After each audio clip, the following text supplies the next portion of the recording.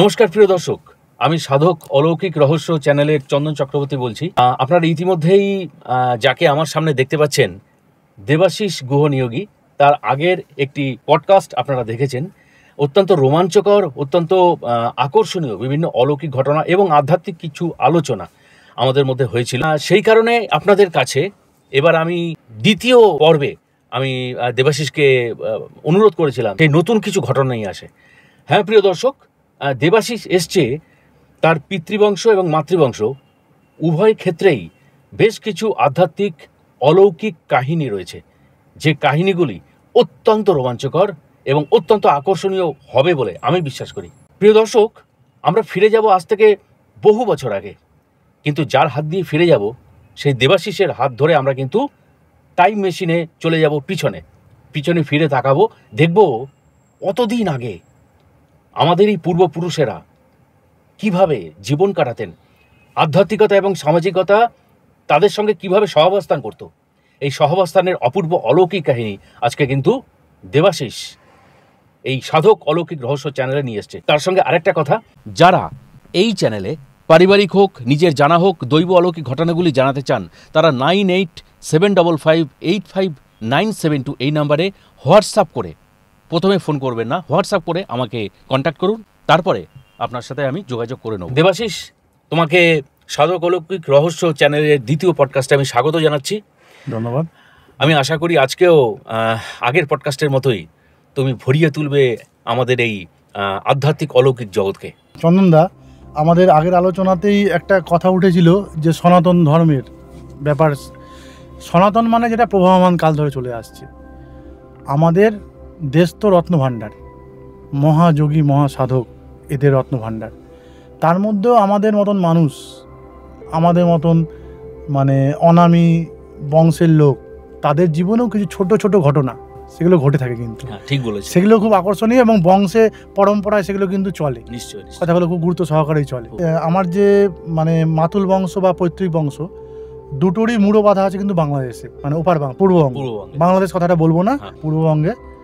তা তখন তো অবিভক্ত বঙ্গই ছিল, ব্রিটিশ আমল। প্রথমে বলি আমার বাবার দিকটাই শুরু করি। আমার ঠাকুরদাদা শ্রীযুক্ত রামকমল গুহ নিয়োগী, উনি একটু শিক্ষিত লোক ছিলেন। ওই সময়কার ব্রিটিশ তখন বিচার ব্যবস্থায় জুরি বলে একটা জিনিস থাকতো, মানে এখন যেমন শুধুমাত্র বিচারকরা দেয়, তখন একটা জুরি বেঞ্চ হতো। তা তিনি একজন জুরি মেম্বারও ছিলেন, কিছু কিছু মামলায় উনি জুরি মেম্বারের কাজ করেছেন। তার সাথে উনি আর কিন্তু একটা সাধক জীবন ছিল। আচ্ছা, তা সেই জীবনের বিস্তৃত ব্যাপার স্যাপার তো আমরা জানি না, তবে একটা বিষয় আমাদের মানে বংশ পরম্পরায় গল্পটা চলে এসেছে, সেটা হচ্ছে উনি একদিন স্বপ্নতে আদেশ পান। স্বপ্নাদেশটা এমন ছিল যে যিনি আদেশ দিচ্ছেন তিনি বলছেন, আমি একটা নির্দিষ্ট সময় উল্লেখ করে বলছেন যে অমুক সময় আমি ওই নদী দিয়ে আমি ভেসে যাব, তুই এসে আমাকে উদ্ধার করবি, এই আদেশটা পান। তা উনি কৌতূহলবশতই, যেহেতু সাধনার সাথে যুক্ত ছিলেন, যারা এই অনুভব রাজ্যের মানুষ, তারা কিন্তু সব কিছু যুক্তি দিয়ে বিচার করে না, গুরুত্ব দিয়েছিলেন, কারণ অনুভবে তিনি একটা আভাস পেয়েছিলেন। তা তিনি সেই সময় সমস্ত কাজকর্ম ফেলে ওই নদীর ধারে যান। এবং নদী বলতে কি, তখন হাঁটু জল, মানে একেবারে সেই গঙ্গার মতো নদী নয়, ছোট নদী, গ্রাম্য ছোট নদী, বর্ষাকালে জলে ভরে যেত, অন্য সময় অল্প জল থাকে। তা হাঁটু জল, দেখছেন একটা বাক্স ভেসে যাচ্ছে, কাঠের বাক্স। এটা পুরোপুরি শোনা আমাদের ঘটনাগুলো, মানে বাবা কাকার মুখে শোনা।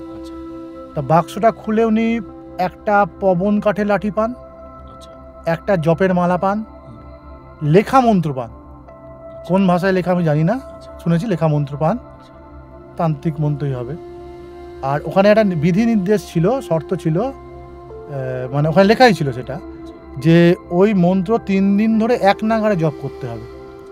এবং সেই জপের সময় কোনো মানুষ, কোনো মানে গরু বা গবাদি পশু বা কোনো পাখি, এদের নিঃশ্বাস পড়লে হবে না ওই স্থানে। এই 3টে জিনিসের উল্লেখ ছিল। এবং উনি যেহেতু স্বপ্নাদেশ পেয়েছিলেন, হয়তো ওনার গুরু কৃপায় উনি মন্ত্র সিদ্ধি লাভ করেন। সিদ্ধি লাভ করে জপের মালাটা আর ওই লাঠির মধ্যে ওনার কিছু সিদ্ধ ক্ষমতা, মানে কারো সাধনালব্ধ সিদ্ধ ক্ষমতা ছিল, যেটা উনি উত্তরাধিকার সূত্রে পান।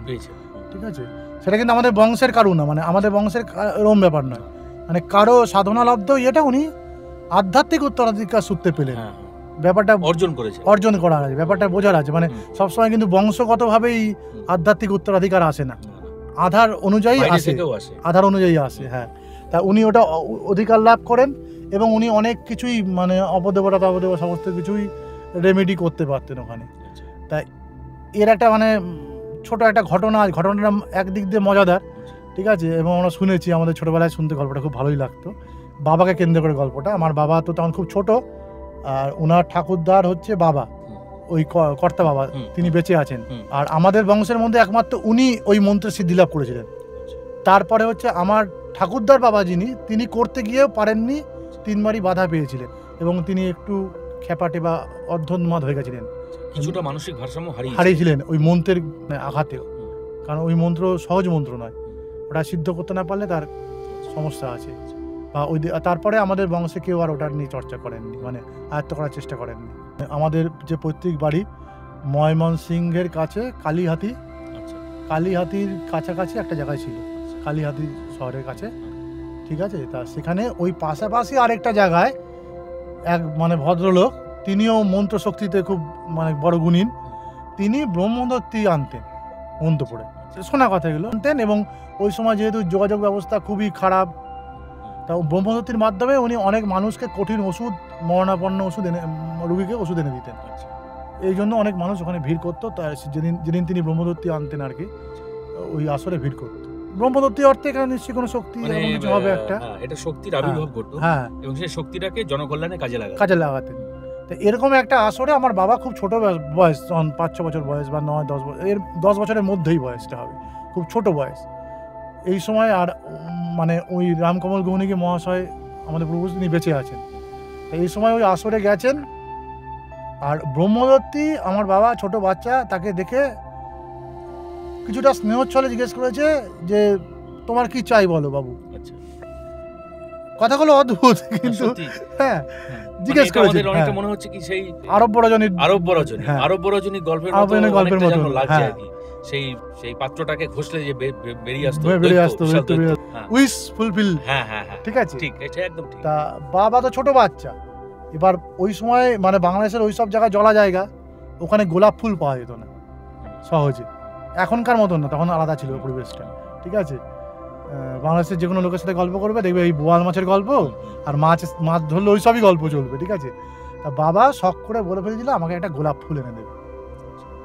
এতে করে মানে যিনি ওই শক্তি আর কি, ব্রহ্মদত্ত যাকে বলছি, তার মানে সামহাও ইগো হার্ট হয় যে আমার এত ক্ষমতা, আমাকে সামান্য একটা গোলাপ আনতে বলছে। এ খুব রেগে যায়, সে রেগে গিয়ে আমার বাবাকে বলে যে তোর এত সাহস, তুই আমাকে একটা গোলাপ আনতে বলিস, দাঁড়া তোকে আমি 7 দিনের মধ্যে তোকে আমি খাবো, মানে মেরে ফেলবে। সাংঘাতিক ব্যাপার। একটা ছোট বাচ্চা, বাবা খুব সাহসী লোক সারা জীবন, সে তখন ছোট, বুঝতে হবে খুব ছোট, তাকে ব্রহ্মদত্তি মানে একটা অশরীর ক্ষমতা, তাকে বলছে যে তোকে আমি 7 দিনের মধ্যে খাবো। বাবা খুব ভয় পেয়ে যায়, ভয় পেয়ে বাড়িতে চলে এসে চুপচাপ মন মরা, মানে বাদ হয়ে যাচ্ছে 7 দিনের মধ্যে আমি মরে যাবো। এখানে একটা কথা জিজ্ঞাসা করি, তিনি কি অদৃশ্যভাবে শক্তিটাকে দেখেছিলেন, নাকি দৃশ্যত তাকে তিনি দেখতে পেয়েছিলেন? না, অদৃশ্য, মানে যেমন ভাই জিন অনেকে দেখে যে ডানা নিয়ে নামছে, এক্ষেত্রে এরকম না, এক্ষেত্রে অদৃশ্যই। তারপর কি হলো? তারপরে বাবা খুব মন মরা হয়ে চলে এলো বাড়িতে, খাওয়া দাওয়া ছেড়ে দিয়ে। আর উনি কিছু আভাস করেছিলেন, মানে আমার ঠাকুরদা তিনি কি রে নাতি কি হয়েছে, তারপর 2-1 জিজ্ঞেস করাতে বলেছে এরকম হয়েছে, আমাকে 7 দিনের মধ্যে মেরে ফেলবে। ঠিক আছে। এর 2-3 দিন পরে আবার যখন ব্রহ্মদত্তিকে ওই আসরে আনা হয়েছে, তখন উনি ওনার ওই জপের মালা আর ওই লাঠি নিয়ে বলছে চল নাতি চল, ঠিক আছে। বলছেন সেই জপের মালা লাঠি মানে যেটা সেই নদীতে ভাসতে সিদ্ধ করেছেন, ঠিক আছে, চল তুই আমার সাথে। বাবা বলছেন আমি যাবো না, আমি মেরে ফেলবো। বলছি না তুই চল। তা বাড়ির লোক মানে গিয়েও যোগী ভুগ পায় না, তাহলে এই যে ওনার যে ক্ষমতা, সে সম্বন্ধে তো যে ব্রহ্মদত্তি আনছে তার ক্ষমতা বিশাল, সবাই জানে পাড়ার মধ্যে। ইনার কি ক্ষমতা সেটা কেউ জানে না। উনি কি করলেন, মানে বাবার কথা অনুযায়ী ওই বাড়ির চারদিকে লাঠি দিয়ে মানে জপ করতে করতে, মালা জপ করতে করতে, আর ওই লাঠিটা দিয়ে আস্তে আস্তে আস্তে দাগ কাটতে আরম্ভ করলেন। গন্ডি কাটা বলে, মন্ত্র চলতে থাকলো, জপের মন্ত্র। দিয়ে সব দিক ঘিরে এক জায়গায় এসে দাঁড়ালেন। আচ্ছা, সেখানে সামান্য একটু মানে সেখানটা আর কাটলেন না, সামান্য একটু ফাঁক রেখে ওইখানে নিজে লাঠি নিয়ে দাঁড়ালেন। এরপর যে ঘটনাটা মানে শুনি আমরা, যে ওই মানে ব্রহ্মদত্তী নাকি মানে দম আটকে আসছিল, শেষে বলে ছাড় আমাকে ছাড়, আমি শ্বাস আটকে আসে পারছি না। এখন আদৌ ব্রহ্মদত্তী না যিনি মন্ত্র করে ওই নিজেরই একটা প্রক্ষেপণ করছেন সেটা আলাদা ব্যাপার। আমরা অত ডিটেলস জানি না এই বিষয়ে, কি যারা জানেন তারা বলতে পারে। তবে এটুকু বলতে পারি যে তিনি যেহেতু অশরীরী, সেই কারণে আমরা হয়তো শ্বাসটা ছেড়ে দিলাম, তার শ্বাসের সমস্যা। মোট কথা শক্তির একটা এই শ্বাস মনে হয় আমাদের মতন শ্বাস নয়, এটা আমি দর্শকদের বলার জন্য একটু ভেঙে দিলাম যে এটা তার একটা অস্তিত্বের অস্বস্তি হচ্ছে, মানে এখানে আটকা পড়ে যাচ্ছে, অস্তিত্বজনিত অস্বস্তি, এটাই তার সমস্যাটা হচ্ছে। মানে সে মানে কাকতি মিনতি করে তখন বলছে তোকে আমি ছেড়ে দেব আর তুই আমার নাতিকে মেরে দিবি, আমি তোকে ছাড়বো কেন? তখন তিনি বলছেন না আমি মারবো না, কথা দিচ্ছি। প্রথমে বলতে চাইনি, প্রথমে অনেক আমি তোকে মারবই, আমার গোলাপ চেয়েছে, আমার ক্ষমতা সম্বন্ধে জানে, আমাকে এরকম কথা। তাই বলে তুই থাক, তোর ক্ষমতা দেখা, আমি এখানে দাঁড়িয়ে আছি, তুই তোর ক্ষমতা দেখা। উনিও তো জানেন ওনার হাতে রয়েছে, চাপে ফেলে কাজ করতে হবে। তখন উনি লাস্টে যখন আর পারছে না, আর শ্বাস ধরে রাখতে পারছে সে মুহূর্তে, তখন বলছে ঠিক আছে আমি ওকে মারবো না। বলছি তা তো হবে না, ওকে মারবি না, আমার বংশের আর কাউকে তুই মারবি, তুই তো তোর মানে প্রতিশোধ নিবি, তুই তো রেগে আছিস। তখন ওনাকে দিয়ে শপথ করিয়ে নেয় ওই ব্রহ্মদত্তকে দিয়ে যে না বংশেরও আর কাউকে মারবো না। এই গল্প আমরা ছোটবেলা থেকে শুনতাম। আর ওই যে ছাদে গিয়ে ভয় পেয়েছিলাম না, ওটাও আমার ডেপুমি। মানে আমরা জানতাম যে কোনো ব্রহ্মদত্ত আমাদের মারবে না, ঠিক আছে। সেই জন্য তোমার দিদির কথায় তুমি সাহসটা দেখাতে গেছিলে, যাই হোক তো ওই সমস্যা হবে না, কিন্তু বিষয়টা তোমার অন্যদিকে টান নিয়ে গেল। এবার ওই ব্রহ্মদত্ত তো একা ব্রহ্মদত্ত নয়, পৃথিবীতে আরো বহু শক্তি রয়েছে, ঠিক আছে। আবার ওই যে যখন সেই বললো যে এখান থেকে একটা ব্রহ্মদত্তি যায়, তখন আমাদের ব্রহ্মদত্তিটা কি করে মারবে আমাকে, আমার তো ব্রহ্মদত্তি মারতে পারবে না, বা ওর কেউ মারতে পারবে না, ঠিক আছে। এখন সেটা অনেক রকম শক্তি আছে, আমাদের জানার বাইরে বহু কিছু ঘটে, ঠিক আছে। আবার এটাও সত্যি যে মারতে পারেনি, মারতে পারেনি, কিন্তু যে মানে ওই জানকার লোক যারা আমার বাড়িতে এসছে তারা বলেছে বেঁচে গেল, মানে জাস্ট আশ্চর্য যে এর সামনে পড়ে বেঁচে গেল, মানে বাঁচার কথা নয়। এইটা তাদের মতন যেটা নলেজ, তারা জানে যে সামনে বলে কেউ বাঁচে না। আর আমি এখন ভাবি আমি বেঁচে গেছি, ঠিক আছে, বেঁচে গেছি হয়তো গুরুর কৃপা পাওয়া ছিল বলে বেঁচে গেছি, ঠিক আছে। তা এই ঘটনা ওখানে ঘটেছিল। আর বাংলাদেশ তো মানে অসংখ্য লৌকিক গল্পে ভর্তি, যে বলতে আরম্ভ করলে শেষ হবে না। আচ্ছা, এই যে লাঠি আর জপের মালা, এটার কি এখনো রয়েছে? না, এটা দুর্ভাগ্যজনক ঘটনা। আচ্ছা, কি হয়েছিল? ঘটনাটা হচ্ছে কি, মানে আমরা তো উত্তরাধিকার হারিয়েছি, আমাদের ল্যান্ড হারিয়েছি, আমাদের সম্পদ হারিয়েছি। ওই পার্টিশনের পর মানে আমার ঠাকুরদা শিক্ষক ছিলেন ওখানকার, সবাই সম্মান করতো, এটাও ঠিক। তা কিন্তু ওই রাজাকার বাহিনী ওরা এসে আমাদের বসার ঘরে আগুন দিয়েছিল। পশ্চিম পাকিস্তানের, মানে তখন পূর্ব পাকিস্তান ছিল, মানে ময়মনসিংহ জেলায়। ময়মনসিংহ জেলায় ওখানেই বিভিন্ন জায়গায় তো ওরা অত্যাচার করে বেড়াচ্ছিল রাজাকার বাহিনী। তা ওরা এসে কিন্তু ওখানে আগুন দিয়েছিল। তার ফলে ওই যখন ওই ঘরটা পুড়ে যায়, তার সাথে ওই লাঠি আর মালা, এটা মানে আমরা মনে করি আমাদের বংশের আর কোনো অ্যাসেটের দরকার ছিল না, এটা থাকলেও হতো, এটা আধ্যাত্মিক ঐতিহ্য। কারণ ওইটা নিয়ে আর কেউ আমাদের জব করেনি, ওই জিনিসটা নিয়ে। ওই একমাত্র ওই বাবার ঠাকুরদা করেছিলেন, তার যিনি ছিলেন তিনি করতে গিয়ে অসুস্থ হয়ে পড়েন, আর কেউ করেনি। কিন্তু ওটা রাখা ছিল, ঘরে রাখা ছিল। দুর্ভাগ্যজনক বিষয় এটা। সেটা ওই রাজাকার বাহিনীর আগুনে নষ্ট হয়েছিল, এই পার্টিশনের পর এটা হয়েছিল। ওটার থেকে আমরা বঞ্চিত হয়েছি, ঠিক আছে। আর তবে কি রাজাকার বাহিনীর মানে ওই যখন ৭১ আমার মুক্তিযুদ্ধের পরে ওই গ্রামের লোকরা কিন্তু মানে আমার ঠাকুরদাকে সম্মান করতো শিক্ষক হিসাবে। এবং মানে ঠাকুরদা ওই কালীহাত স্কুলের শিক্ষক ছিলেন, প্লাস তার কিছু লিনিয়েজ ছিল। চিত্তরঞ্জন দাসের আন্ডারেও কিছু মুহুরির কাজ করেছেন, সুরেশ চৌধুরীর আন্ডারেও মুহুরির কাজ করেছেন। এবং একটা গল্প উনি বলতেন, এটা এই আপনার চ্যানেলের সাথে সম্পর্কযুক্ত নয়, তবু বলি, মানে এই ঘটনাটা উনি বলতেন। আমাদের বাড়িতে সবাই ঠাট্টাই আর কি করতো, মানে হাসাহাসি করতো এটা নিয়ে। উনি বলতেন যে বিনয় বাদল দীনেশের রাইটার্স অভিযান আপনারা সবাই জানেন, ওই যে প্রস্তুতি পর্ব তার সাথে উনি জড়িত ছিলেন বলে নিজেকে দাবি করতেন ঠাকুর দাদা। বড়সড় স্বদেশী ঐতিহ্যের সাথে যুক্ত, কিন্তু আমাদের বাড়িতেও কেউ এটা বিশ্বাস করতো না, আমাদের বাড়িতে কেউ বিশ্বাস করতো না, সবাই হাসাহাসি করতো, আমরাও বিশ্বাস করিনি কখনো। উনি যেটা বলেছিলেন যে এই যে দীনেশ এরা যে রাইটার্স বিল্ডিংয়ে যাবে, বিনয় বাবু অনেক শিক্ষিত ছিলেন, সবাই অতটা নয়, তা ওনাদের একটু ইংলিশ আদব কায়দা শেখানো। আমার ঠাকুরদা ছিলেন ইংরাজি শিক্ষক, কালীঘাট স্কুলের ইংলিশ শিক্ষক, আর রাজাপুর গ্রামেও স্কুলে পড়াতেন। পরবর্তীকালে মুক্তিযোদ্ধাদের মধ্যে কাদের সিদ্দিকী, যে টাইগার সিদ্দিকী, বা আরও কিছু কিছু হাই কমিশনার ছিলেন, তারাও মানে ঠাকুরদার ছাত্র, ঠিক আছে। তা ওই দীনেশ ওনাদেরকে ওই ইংলিশ আদব কায়দা শেখানোর যে ট্রেনিং পর্বটার মধ্যে উনি যুক্ত ছিলেন। তো এটা যখন বলতেন বাকিরা সবাই হাসাহাসি করতো বাড়িতে। আমরাও ভাবতাম যে হয়তো বাংলাদেশি লোক কি মানে গাল গপ্প দিচ্ছে, কিন্তু পরবর্তীকালে আমি একটা লিঙ্ক খুঁজে পাই, সেটা হচ্ছে পেপারে পড়েছিলাম যে এই রাইটার্স অভিযানের সাথে সুরেশ চৌধুরী মানে সিদ্ধেশ্বরী কটন মিলসের, উনি এই অভিযানের সাথে যুক্ত ছিলেন গোপনে। সেখানে মিলে যাচ্ছে বিষয়টা, বিষয়টা মিলে যাচ্ছে, কারণ তার আন্ডারে আর চিত্তরঞ্জন দাসের আন্ডারে অস্থায়ীভাবে কাজ করতেন হচ্ছে আমার ঠাকুরদা। ঠাকুরদার নাম আরেকবার কি বলো? ওনার নাম হচ্ছে বিনয় ভূষণ গুহনিয়োগী। বিনয় ভূষণ গুহনিয়োগী। যে প্রিয় দর্শক, আপনারাও যারা এই চর্চাগুলো করেন, ইতিহাস চর্চা করেন, স্বাধীনতা সংগ্রামের দিনগুলোর ইতিহাস চর্চা করেন, তারাও বিনয় ভূষণ গুহনিয়োগীকে একটু খোঁজ করবেন, এবং যদি আপনারা পান তাহলে অবশ্যই আমাকে না পাবে না, মানে লিখিত নয়, মানে পুরো গুপ্ত। তবে অবশ্যই আপনাদের বলবো, হয়তো লেখা নেই, কিন্তু ভবিষ্যতে যারা নতুন প্রজন্ম, তারা তাদের একটা গবেষণার সুযোগ কিন্তু রইল। তারা গবেষণা করে যদি এটা তত্ত্বোদ্ধার করতে পারেন এবং প্রতিষ্ঠিত করতে পারেন, তবে অবশ্যই যুগ তার নিজস্ব মর্যাদা পাবে, মানুষটিও পাবে। মানে অনেক মানুষ এরকম গুপ্তভাবে যুক্ত ছিলেন। ঠাকুরদা বলতো আমাকে কখনো ধরবার পারে নাই, ধরতে পারেনি, আর কি করে বলতো যদি ধরতে পারতো আজকে তুমি পেনশন পেতা, ঠিক আছে। তো এরকম ভাবে অনেকেই যুক্ত, মানে এই আমরা তো এই যে স্বাধীনতা তো এমনি পাইনি, অজানা অনেক বেশি।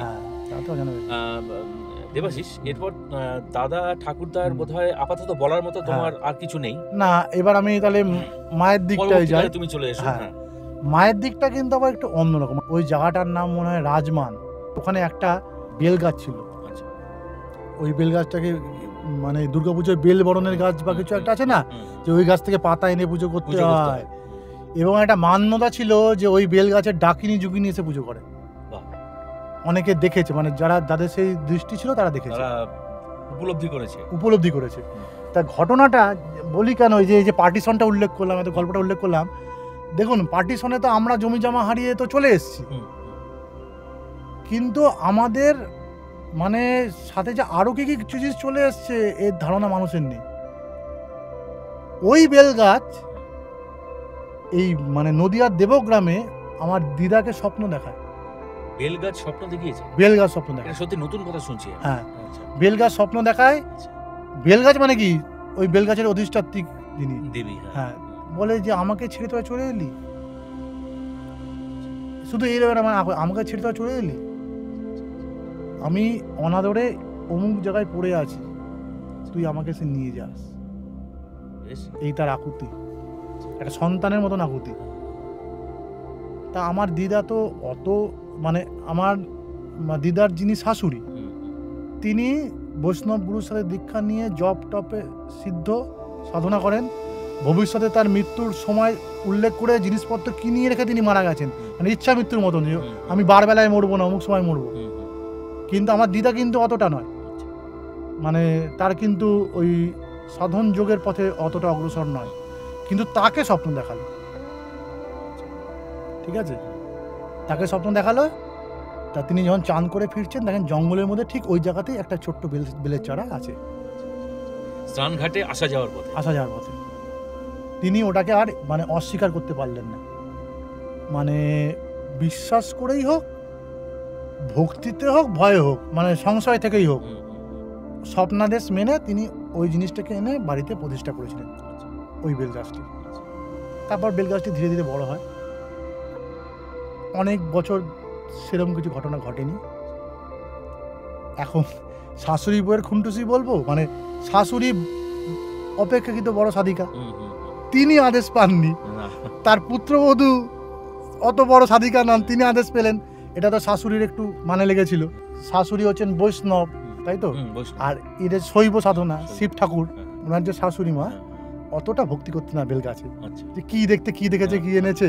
তা তিনি একদিন মানে ওইখানে দিদা ওই ধূপ ধুনো দিতে যেত বলে নিত্য নিত্য এটা মানে বাজে ভাষা প্রয়োগ করে বলে অমুকের তলায় যায়, এই মানে গালাগালিটা দিয়েছে বা বাজে কথাটা বলেছে, দিয়ে নিজে একটু ওইদিকে গেছে, দেখে মানে বিশাল আকারে সাদা রঙের সাপ, সাদা রঙের সাপ বিশাল আকারে। তারপরে মানে বেলগাছের আশেপাশে বেলগাছ রক্ষা করে দাঁড়িয়ে আছে, মানে বেলগাছকে অপমান করে কথাটা বলেছে, তিনি কুপিত হয়েছেন, ঠিক আছে। এবং উনি ওই দেখে তারপর থেকে আর কখনো বেলগাছে অপমান করেননি। আচ্ছা, এই সময় যে ঘটেছিল এটা সন্ধ্যাবেলার দিকে কি? হ্যাঁ। এবার সন্ধ্যাবেলা থেকে কেন দেখো, যদি অন্য কোনো রঙের হতো কালোতে তিনি বুঝতে পারতেন না, যেহেতু রংটা সাদা ছিল তাই হাতের প্রদীপের আলোতে তিনি কালোর মধ্যে সাদাটা তার চোখে পড়েছিল। হতে পারে। তারপরে হচ্ছে উনি আর কোনো অপমান করতেন না।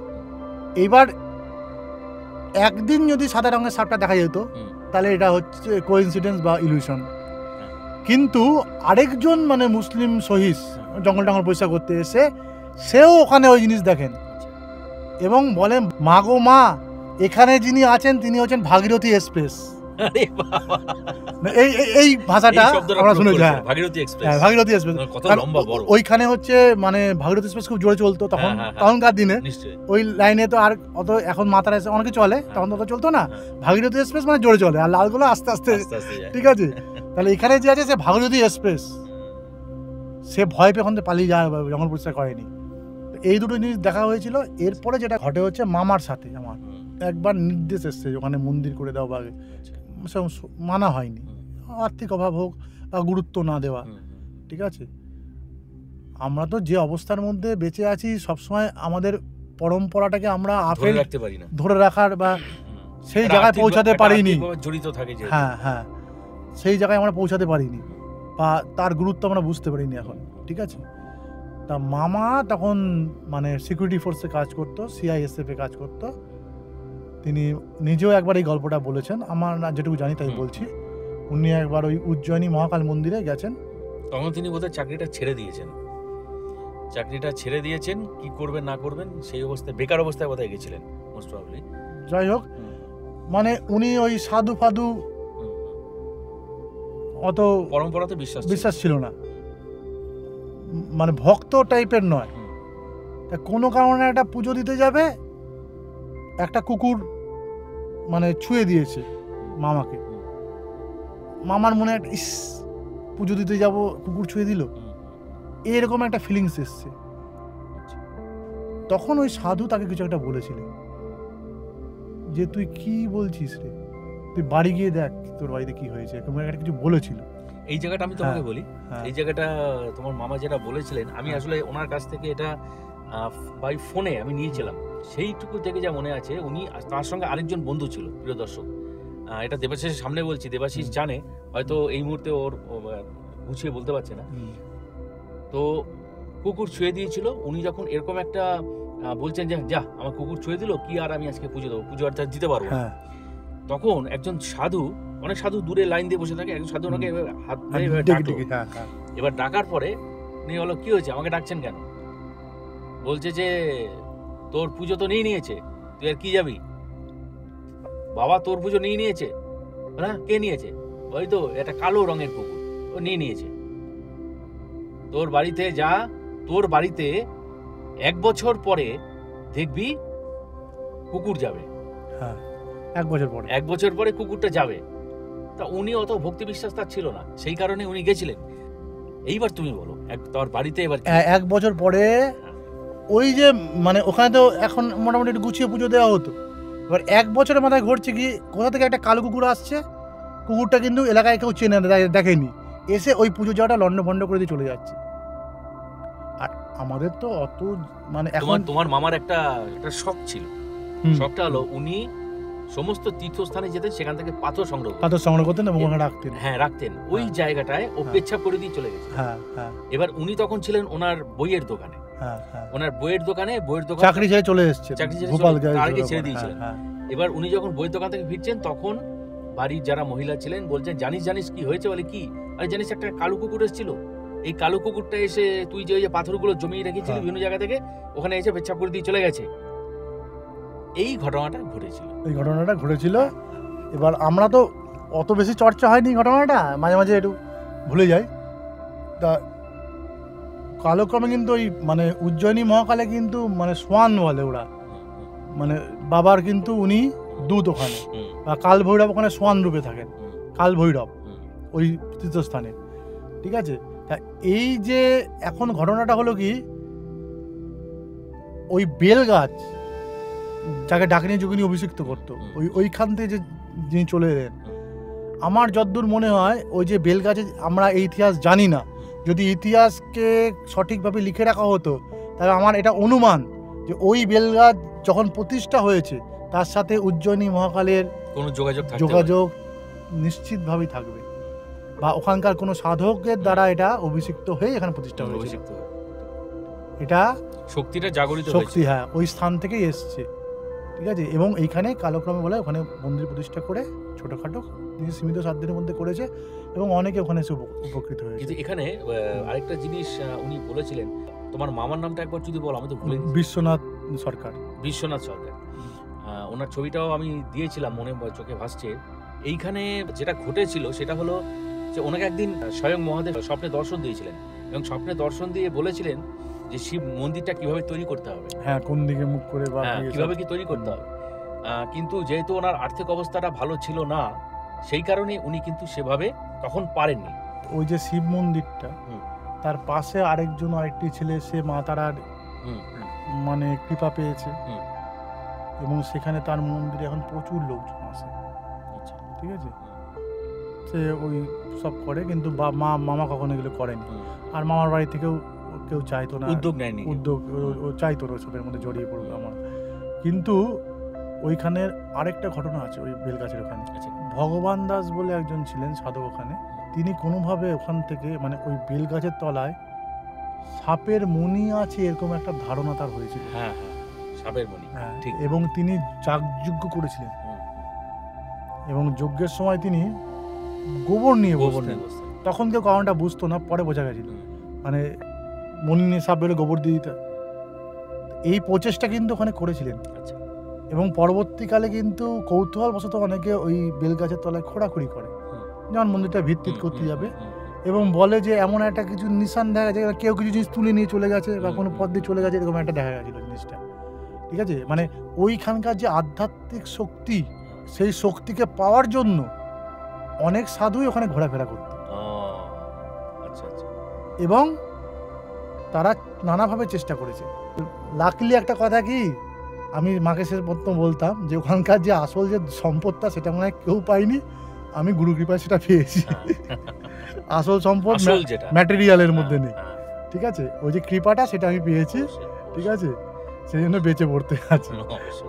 হ্যাঁ, মূল যে একটা জিনিস এতদিন একটু আধটু প্র্যাকটিস করে বা ঠাকুরের কৃপা যেটুকু আমি আন্দাজ পেয়েছি, সেটা হচ্ছে এটুকু আমি নিশ্চিত হয়েছি, মানে শাস্ত্রে তো লেখা আছেই, ব্যক্তিগতভাবে আমি অনেকটা নিশ্চিত হয়েছি যে আমাদের চেতনা দেহ বহির্ভূত ভাবেও সারভাইভ করতে পারে। এক নম্বর, এটা আমি মোটামুটি বুঝেছি। অ্যাটেনশনের মাধ্যমে আমরা যেগুলো দেখি, দেহের বাইরে গিয়ে কী দেখতে পাবো জানি না, দেহের ভেতরে থেকে যেগুলো দেখি, কোনো দর্শনই বিজ্ঞান নিরপেক্ষ নয়।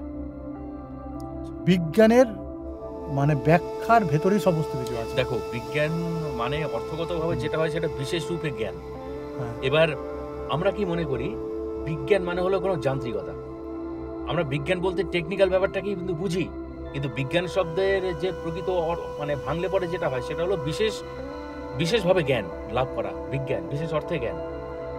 তো সেই দিক থেকে যদি আপনার ধাতব কোনো বস্তু দিয়ে কোনো যান্ত্রিকতার মধ্যে আমরা বিজ্ঞানকে খুঁজতে যাই, তাহলে অলৌকিকতা, আধ্যাত্মিকতা বা ধর্ম, সেটাই বা বিশেষ রূপে জ্ঞান রূপে আমরা স্বীকার করব না কেন? এটা কিন্তু আমাদের ভেবে দেখা উচিত। অনেকগুলো ঘটনাই তো শুনলাম, কিন্তু তোমার শ্রদ্ধেয় স্বর্গীয় মায়ের কিছু ঘটনা বোধহয় এখনো বাকি থেকে গেল। তোমার মায়ের কি কিছু ঘটনা পাওয়া যায়? হ্যাঁ, আছে। একটু বলো তো। কারণ এই ব্যাপারগুলো তো মার বিশ্বাসের মধ্যে কি করে এলো। ছোটবেলা থেকে ওই যে দেবগ্রাম, ওইখানে এমন কিছু কিছু ঘটনা ঘটেছে যেগুলো অলৌকিক। যেমন যেটা ব্যাপক স্তরের ঘটনা, আপনারা সবাই জানেন পাগলাচণ্ডীর ওখানে একটা মন্দির আছে, ওইখানে সেই যে দুটো জোড়া, হ্যাঁ আছে। একটু বলো তো। কারণ এই ব্যাপারগুলো তো মার বিশ্বাসের মধ্যে কি করে এলো। ছোটবেলা থেকে ওই যে দেবগ্রাম, ওইখানে এমন কিছু কিছু ঘটনা ঘটেছে যেগুলো অলৌকিক। আপনারা সবাই জানেন পাগলাচণ্ডীর ওখানে একটা মন্দির আছে, ওইখানে সেই যে দুটো জোড়া মাছ উঠতো, তাকে গুলি করে মারা হলো, তারপরে তাদের বাড়ি, জমিদার বাড়ি ধ্বংস হয়ে গেল, এইসব ঘটনা তো আছেই। এগুলো তো ব্যাপক ঘটনা, সবাই জানে, সার্বজনীন। কিন্তু মার জীবনে কিছু ছোটোখাটো ঘটনা ঘটেছে, মা এবং আমার ওই দাদুর জীবনে। বলতে গেলে কি, আগেকার দিনে তো ভাগাড় বলে না, ভাগাড় মানে মৃতদেহ ফেলে দিয়ে যেত, বা অনেক সময় কি হতো, ছোট বাচ্চা মারা গেলে তাকে একটা নির্দিষ্ট গাছের তলায় কবর দেওয়া হতো। তো এরকম দু একটা স্পট ওই রেল লাইনের ধারে আমার মামার বাড়ির কাছে ছিল। তো ওইখানে অনেকে বিভীষিকা দেখতো। আর ঠিক দেবগ্রাম স্টেশনে নেমে স্টেশন পাড়ার দিকে হাঁটা আরম্ভ করলে ওখানে আগে একটা এফসিআর গোডাউন ছিল। এফসিআই গোডাউন ছিল, মানে রেলের এফসিআই গোডাউন ছিল।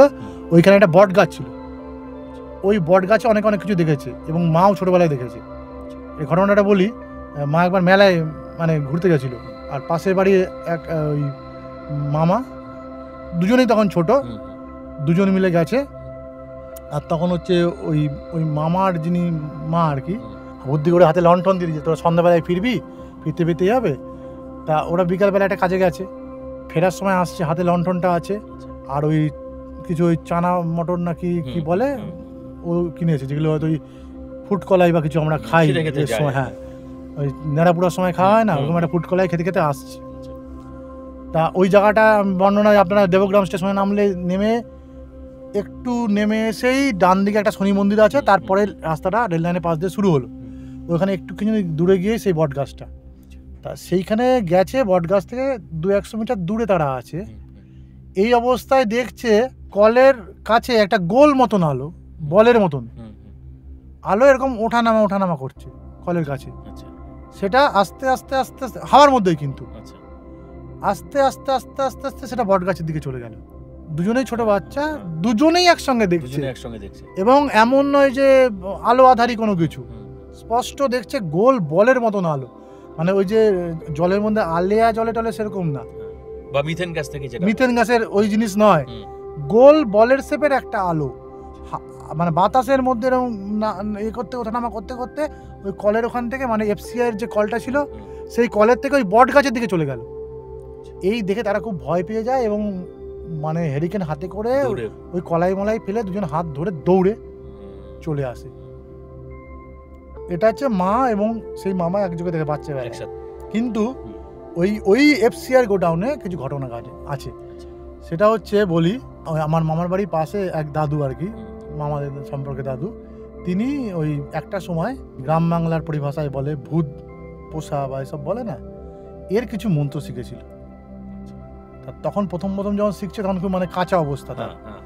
তিনি ওইখান দিয়ে আসছেন, মানে ওই এফসিআর গোডাউনের পাশ দিয়ে আসছেন, আর উনার পেছনে একজন অশরীরী ধাওয়া করেছে ওনাকে, ওই দাদুর পেছনে, হ্যাঁ, যিনি মানে ভূতের মন্ত্র শিখতেন, ভূত পোষার মন্ত্র শিখতেন।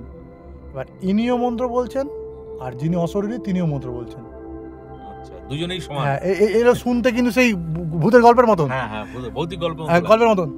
ইনিও বলছেন, উনিও বলছেন, বলতে বলতে ইনি পারছেন না, মানে ইনি হেরে যাচ্ছেন, ওই অশরীরী যিনি তিনি হাবি হয়ে যাচ্ছে। এমন অবস্থায় ওই এফসিআই গোডাউনে একজন পশ্চিমা দারোয়ান ছিল, তিনি আবার এইসব ভালো জানতেন। তিনি তখন বেরিয়ে এসে, মানে গোডাউনের ভেতর থেকেই বুঝতে পেরে গেছে, তিনি বেরিয়েছেন, কে যায় মশাই, কে ওখানে বলে এই দাদুকে ধরে এনে জল টল খাইয়ে বলছে, শুনুন, যেটা শিখছেন সেটা ভালো করে শিখবেন, না হলে হচ্ছে গরু ছাগলের কানে দিয়ে দেবেন। এগুলো অর্ধেক শিখে চলা যায় না। তারপর থেকে মামার বাড়ির সকলে জানতো যে উনি সবাইকে বলেছেন আমি গরুর কানে দিয়ে দিয়েছি, আমি আর জানি না, জানি না, ছাগলের কানে দিয়ে দিয়েছি, মানে নিয়ে উনি ভুলে গেছেন, ভুলে গেছেন। কেউ সবাই জানতো উনি মানে এটা নিয়ে চর্চা করেন না। কিন্তু ওই সব ঘটনার বহু বছর পরে, মানে বহু বছর পরে, 30-40 বছর পরে উনি যখন দেহ রাখলেন, তখন এমন কিছু ঘটনা ঘটেছিল, লোকে তখন বিশ্বাস করেছিল না মিথ্যা কথা বলে গেছে, উনি ভূত পুষতেন। কেমন ঘটনা আমি বলছি, মানে উনি যেদিন মারা যান, ওনার মারা যাওয়ার সময় একটা অপার্থিব আর্তচিৎকার আশেপাশে বাড়ির লোক শুনতে পায়, যে চিৎকারটা উনি করেননি। হলো মারা যাওয়ার সময় এটা হয়েছে? হ্যাঁ, মারা যাওয়ার ওই বেলাতেই হয়েছিল। আচ্ছা, আর ওনার বাড়ির পাশে একটা খেজুর গাছ ছিল, অনেকে ওখানে আসা যাওয়ার পথে, এবং আমার মামাও দেখেছে, হাফ প্যান্ট পরা একটা লোক গেঞ্জি গায়ে ওই খেজুর গাছে লাফ দিয়ে নামতো, মাঝে মাঝে দেখা যেত। পরে মোটামুটি সবাই বিভিন্ন মানে পাড়ার লোকরা বিভিন্ন ঘটনা কোরিলেট করে এবং জানতে পারে যে ওই লোকটাকে ইনি আটকে রেখেছিলেন, সেইটাই হলো ভূত, যাকে পুষতেন মন্ত্র বলে। এবং উনি ধরেন কেমন গুল দিচ্ছে, গুল দেয় তো, মানে কয়লার গুল তখন দিত, বলছে যে টাইমের মধ্যে 3 জন মিলে দিতে পারে না, ওনার গুল দেওয়া হয়ে শেষ হয়ে গেল, ভরে গেল। মানে গ্রাম্য গল্প হয়ে গেল যে কিভাবে চালে, তখন সবাই পরে ধারণা করলো না তাহলে কি ওই স্বাভাবিক এমন কিছু শক্তি, যে শক্তি দিয়ে উনি কাজে লাগান সত্যি। মানে শেষে উনি মানে নিজে যখন মারা যান, তখন ওই জিনিসটাকে তিনি রিলিজ করে দিয়ে মুক্তি দিয়ে যান, ছেড়ে দিয়ে যান। ঠিক আছে, উনি তবু শেষে একটা ভালো কাজ করেছিলেন, যেহেতু না ও ধরে রাখা যায় না, ওই জিনিস ধরে তার ক্ষতি করে মানুষকে ক্ষতি করে। তা ওই সময় 2-1 জন ওনাকে ওই জিনিসকে দেখেছে ওই খেজুর গাছ থেকে নামতে। তো এগুলো তো কি গল্পের মতো শোনায়, কিন্তু গল্পের মতো শোনালেও সেই সময় সেই সামাজিক পরিস্থিতিতে এটা ছিল গভীরভাবে সত্য। এমনি শুধু একা নন, আশেপাশে সবাই তাদের মতো আলোচনা করে দেখেছে। তারপর হচ্ছে ঠিক ওই কাছাকাছি জায়গায় মা একবার মানে সেলাই শিখতে ফিরছিলেন, যে বিশাল ডানা ঝাপটাচ্ছে পাখি বাঁশবাগানে আসা যাওয়ার পথে, আবার মানে এমন ডানা ঝাপটাচ্ছে ওখান থেকে ভয় যেতে পারছে না, চারিদিকে কেঁপে উঠছে। আবার তখন উনি ফিরে গিয়ে যে যার কাছে গেছিল তার বাড়ির লোককে নিয়ে যখন আসছে, তখন আবার কিছুই নেই। আবার ওই এফসিআর গোডাউনের কাছে আমার দাদুও ভয় পেয়েছে, পথ হারিয়ে ফেলেছিল ভুল করে। আর ওই পাশে আরেকটা জায়গায় খেজুর গাছের তলায়, যেখানে মানে ছোট বাচ্চা মারা গেলে খালি ওইদিকে কি ঘুরছে, মানে ওই কানা হুলায় ধরা বলে না, ঘুরছে। তখন এই পশ্চিমা দারোয়ান আবার তাকে উদ্ধার করে। এই পশ্চিমা দারোয়ান ভদ্রলোককে আমি কখনো দেখিনি, কিন্তু আমাদের মানে পারিবারিক গল্পে উনি একটা মানে খুব ত্রাতার ভূমিকায়, ত্রাতার চরিত্র। দুবার দুজনকে উনি ওখানে ত্রাণ করেছে। খুব সুন্দর গল্প শোনালে তুমি। গল্প তো নয়, এটা আসলে সত্যি ঘটনা, আমরা তো বিশ্বাস করি। অবশ্যই এটা যে পারিবারিক ঐতিহ্য বহুদিন ধরে প্রচলিত, এটা মনে করলে ভুল হবে যে তার কোনো গাছপাথর নেই, মানে তার কোনো অস্তিত্ব আসলে ছিল না। কেন সেটা তৈরি হয়েছিল, কেন সেটা মানুষ মুখে মুখে ফেরে, কেন পারিবারিক ঐতিহ্যে সেটা বংশ পরম্পরায় অস্তিত্ব রক্ষা করে চলে, এটা কিন্তু শুধুমাত্র মানে হাওয়ায় ভাসিয়ে দেওয়া কোনো কল্পকথা নয়। প্রিয় দর্শক, আপনাদের মধ্যেও নিশ্চয়ই এরকম কোনো অভিজ্ঞতা রয়েছে। আপনারা যদি আমাদের এই স্টুডিওতে এসে আপনাদের জীবনের ঘটনা বলতে চান, দৈব অলৌকিক ঘটনা, তাহলে সেই পডকাস্টে আপনারা অংশ নিতে পারেন 9875585972 এই নাম্বারে। তাহলে দেবাশিস, তোমার গল্পের ঝুলি থেকে তো প্রচুর আমি আরেকটা ছোট ঘটনা আরো বলতে চাই। এই ঘটনাটা কিন্তু অলৌকিক নয়, আধ্যাত্মিকও নয়। আচ্ছা, কিন্তু ঘটনাটা আমি উল্লেখ করতে চাই, কারণ ঘটনাটা আমার কাছে আমার জীবন দর্শনে একটা গভীর রেখাপাত করেছে। সেটা হচ্ছে কি, মানে আমার মা শেষ সময় অবধি, মানে তার যে অসুখগুলো হয়েছিল, হয়তো যদি খাওয়া দাওয়াটা খুব কন্ট্রোলে করতেন তাহলে তার পক্ষে ভালো হতো আর ওটা দীর্ঘ হতো, কিন্তু উনি সেটা করতে পারেননি। কেন? একটা ঘটনা ওনার জীবনে খুব রেখাপাত করেছিল। ঘটনাটা আমার কাছে খুব বিষাদ, মানে একটা খুব আবেদনশীল ঘটনা। আমি তো বলি সংবেদনশীল ঘটনাটা। মানে ওখানে ওই দেবগ্রামের ওখানে একজন মানে গোসাই ছিলেন, উনি এবং ওনার স্ত্রী, কি বলবো, বাউল বৈরাগী, মানে দুজনে একসঙ্গে আর কি থাকতেন। বহু বছর ধরে তারা আমাদের মামার বাড়িতে মাঝে মাঝে আসতেন, এসে সেবা গ্রহণ করতেন, নিরামিষ খেতেন। তা অনেক বছর পর ওই মানে ওনাদের মধ্যে যিনি ভদ্রমহিলা, তিনি মারা যান। ঠিক আছে, তারপরে একদিন আর ইনি এসেছিলেন, মানে সঙ্গী হারা হয়ে গেছেন। আগে তো যখনই এসেছিলেন নিরামিষ খেতেন, তা তখন যখন এলেন সেদিন সেরকম কিছু রান্না হয়নি, ডিম রান্না হয়েছিল। তা মা ওই দিদা জিজ্ঞেস করলো যে ঠাকুর তোমাকে কি, তুমি তো নিরামিষ খাও, ডিম রান্না হয়েছে খাবে? তখন তার মানে তো বিষাদগ্রস্ত অবস্থা, তার সঙ্গী আর আছে। সে বললো হ্যাঁ দিন মা খাই।